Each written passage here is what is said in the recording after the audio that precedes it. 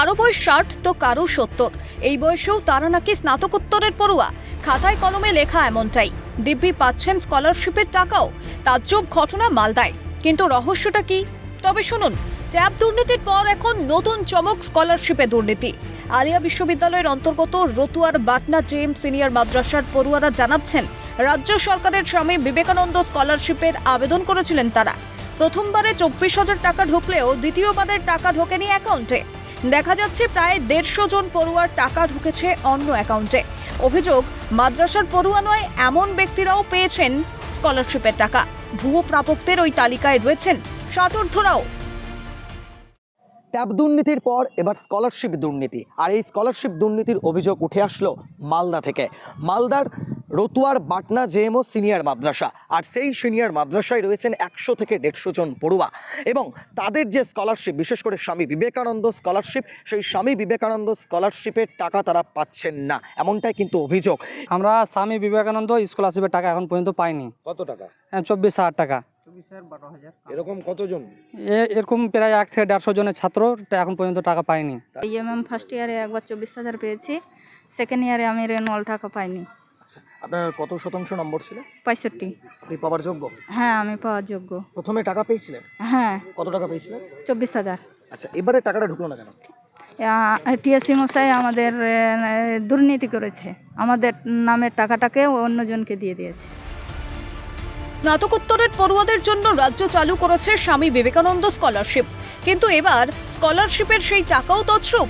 মাদ্রাসার প্রাক্তন টিআইসি আনারুল হক এবং স্কলারশিপের ফর্ম ফিলআপের দায়িত্বে থাকা কম্পিউটার শিক্ষক এনজামুল হক ওরফে মৌসাম, তাদের বিরুদ্ধে অভিযোগ তুলেছেন পড়ুয়ারা। যিনারা হাত আছেন আমাদের স্কুলেরই সব কিছু হাত আছে। কারা তালিকাটা এইভাবে পরিবর্তন করলো? করতে পারে স্কুল কর্তৃপক্ষ, যেমন আমাদের প্রাক্তন টিএসসি ছিলেন আনোয়ারুল হক সাহেব, এবং আমাদের মাদ্রাসার যিনি সেক্রেটারি আছেন এবং সভাপতি আছেন, এবং যারা কম্পিউটার মাস্টার আছেন, যারা এগুলো ভেরিফাই করেন। আরও অভিযোগ, নিজেদের প্রাপ্য আদায়ে ব্লক প্রশাসন, মহকুমা প্রশাসন এবং জেলা প্রশাসনের দপ্তরে লিখিত দিয়েও লাভ হয়নি। উল্টে প্রধান শিক্ষকের হুমকির মুখে পড়তে হয় পড়ুয়াদের। তাই স্কলারশিপ দুর্নীতির তদন্তে সিআইডির কাছেও লিখিতভাবে আবেদন করেছেন তারা। জি, যে আমি টাকাটা পেতে চাই। টিএসসি আমাদের এরকম দুর্নীতি কেন করলো? আমার ইলিগালগুলো কেটে দিয়ে আনলিগালগুলোকে দিয়েছে টাকা।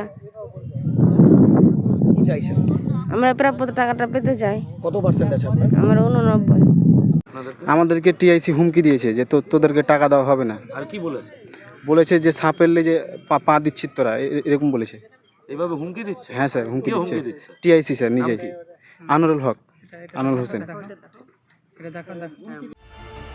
এ বিষয়ে মাদ্রাসা কর্তৃপক্ষের কোনো প্রতিক্রিয়া মেলেনি, যদিও তদন্তে আশ্বাস দিয়েছেন চাঁচলের মহকুমা শাসক।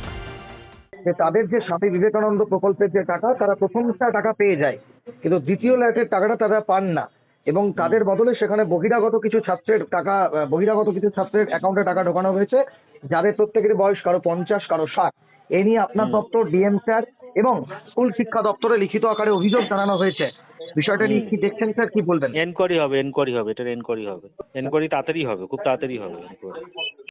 স্কলারশিপ দুর্নীতি নিয়ে শাসক দলকে বিদ্ধে ছাড়েনি বিজেপি। পুরো পশ্চিমবঙ্গটাই যে দুর্নীতিতে যুক্ত, সেটা কিন্তু এই আমলে দেখা যাচ্ছে। আর এইটাতে দেখুন, একটু খতিয়ে যদি দেখতে যান, দেখতে পাবেন যে তৃণমূলের সব নেতারাই এর মধ্যে যুক্ত আছে। প্রথমে শিক্ষক তালিকায় গরমিল, তারপর ট্যাব দুর্নীতি, আর এবার স্কলারশিপ। ফের শিক্ষাঙ্গনে বড় দুর্নীতির ছায়া। কারা এই চক্রের সঙ্গে যুক্ত? কিভাবে পড়ুয়াদের স্কলারশিপের টাকা ঢুকলো ষাটোর্ধ্ব ব্যক্তিদের অ্যাকাউন্টে? তালিকা পরিবর্তনের পিছনে কারা? প্রশ্ন উঠছে।